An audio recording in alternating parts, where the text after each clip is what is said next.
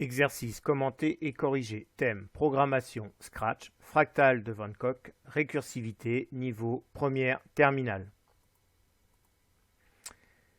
Énoncé. L'objectif est de programmer la souris afin qu'elle dessine la célèbre fractale de Van Cock. Donc, cette fractale-là. Principe de tracé. D'abord, il va falloir tracer le motif de base suivant. Donc, ce motif de base suivant, on va créer une variable qu'on va appeler longue pour définir la longueur à la base du motif. Chaque segment ici de la figure a une longueur de longue divisée par 3. Alors pourquoi? Parce que tout simplement, la longueur à la base, on l'a divisée en 3 segments de même mesure. On a retiré le segment du milieu et on a tracé un triangle équilatéral à la place, en ne retraçant pas, bien entendu, le dernier côté. Puis, on va réitérer le processus sur chacun des segments tracés, à l'infini ou presque. Donc ici, sur le premier segment, on va reproduire le même motif que le motif de base. Même chose sur ce côté-là, on retrouve le motif de base. Même chose sur ce côté-là et même chose sur ce côté-là. Et on recommence le processus une nouvelle fois, c'est-à-dire que sur ce segment-là, on va retrouver le motif de base ici. Puis sur ce segment-là, à nouveau le motif de base, et ainsi de suite. Alors le principe de la récursivité, c'est que pour réaliser des tracés qui sont répétitifs, on utilise un script qui s'appelle lui-même. Il faut donc créer un bloc acceptant un ou plusieurs paramètres. On peut alors utiliser ce bloc comme une instruction classique dans le script principal. Donc ici, il va falloir définir un bloc qu'on va appeler récursif, qui a 2 paramètres. Le paramètre longueur qui correspond à la longueur du motif à la base du motif.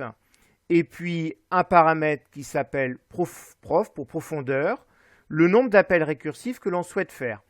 Par exemple ici, on est à une récursivité, une profondeur de 1, ici une profondeur de 2, ici une profondeur de 3. Vous appuyez sur pause et vous avez autant de temps que vous le souhaitez. Donc on se retrouve dans Scratch pour la correction. Donc j'ai déjà créé mon programme principal. Donc quand le drapeau vert sera cliqué, on efface tout si quelque chose a déjà été tracé sur la fenêtre d'exécution. On oriente le lutin à 90. Donc je rappelle, à 90, ça veut dire tout simplement qu'on oriente le lutin vers la droite. Il regarde ici vers la droite. On lui demande d'aller en X, moins 200, Y, moins 100, donc c'est-à-dire dans cette zone-là, pour laisser la place pour le tracer au niveau de la fenêtre d'exécution. Et j'ai déjà créé 2 variables, une variable longue qui va correspondre à la longueur à la base du motif que l'on souhaite avoir, et la variable prof pour profondeur, c'est-à-dire le nombre d'itérations qu'on souhaite faire sur le motif. Donc je pose 2 questions à l'utilisateur. Quelle est la longueur à la base souhaitée? La réponse, donc je la stocke dans la variable longue. Et puis, je lui pose quelle est la profondeur du motif. Et sa réponse, je la stocke dans prof. Voilà. À partir de là, il va falloir donc créer ce fameux bloc récursif. Voilà. Ce bloc récursif, il faut que je lui ajoute 2 paramètres. Donc, le paramètre longueur et le paramètre profondeur. Voilà. Je valide la création. Et à partir de là, il va falloir que je définisse le script. Alors, on va d'abord faire le motif de base, c'est-à-dire pour une profondeur de 1. Donc, pour une profondeur de 1, donc, hop, si la profondeur, on va mettre l'opérateur, si la profondeur est égale à 1, alors, voilà ce que devra tracer le lutin. Donc, pour tracer, il va falloir mettre le stylo en position d'écriture. Première partie, il va devoir donc avancer, mon lutin. Il va falloir tracer le premier segment. Donc, on va le faire avancer de la longueur divisée par 3. Donc, longueur divisée par 3. Alors, ce bloc-là, avancé de longueur divisé par 3, je vais en avoir besoin de 4 fois. Donc, je vais le dupliquer. Voilà, il y a 4 segments. Entre chaque segment, il va falloir faire pivoter notre lutin. Donc le lutin, il regarde ici à droite, il doit repartir vers le haut. C'est un triangle équilatéral, donc on doit le faire pivoter de 60 degrés.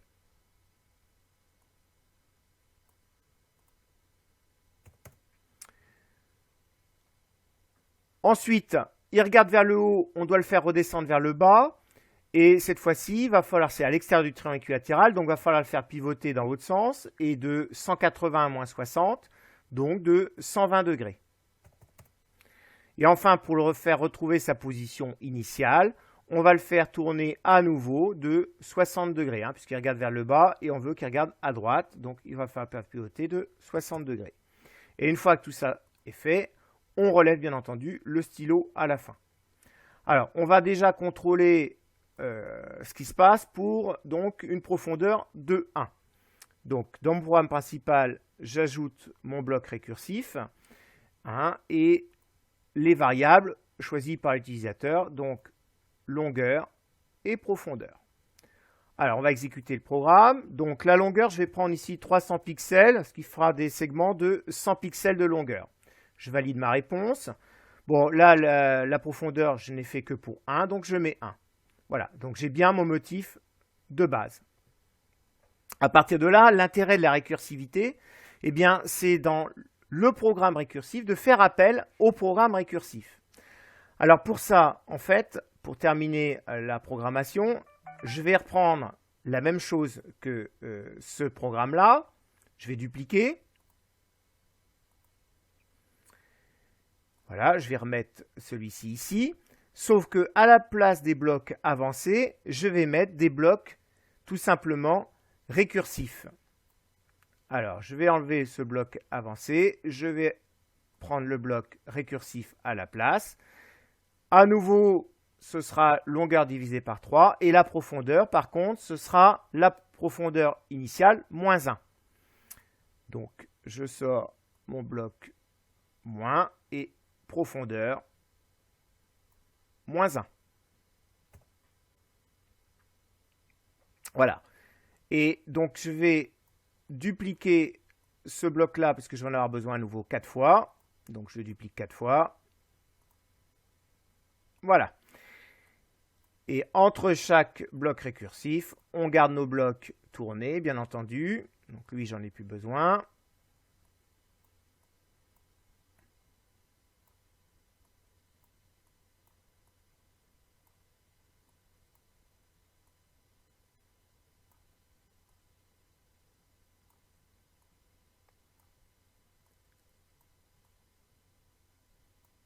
Voilà. Donc maintenant, il ne me reste plus qu'à tester mon programme complet. Donc, on va toujours 300 comme longueur. Et puis, on va tester une profondeur, eh bien, de 3 par exemple. On va regarder ce qui se passe. Voilà. On peut refaire le programme et tester, alors toujours 300 comme longueur pour que ça puisse loger sur la fenêtre d'exécution. Et on va demander une profondeur, par exemple, de 5. Alors, on va s'apercevoir que là, ça prend du temps. Alors dans Scratch, il existe un mode de turbo si on veut que ça aille un petit peu plus vite. Voilà, donc j'ai mis le mode turbo. Donc voilà, on commence à bien voir cette fractale. On peut faire un dernier test si on le souhaite, mais là on verra plus beaucoup de différence.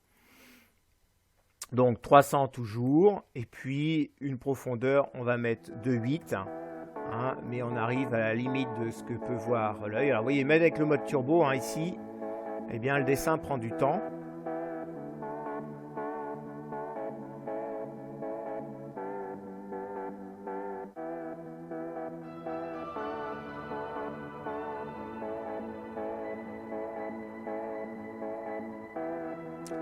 Voilà, cette correction d'exercice donc touche maintenant à sa fin. Je vous remercie.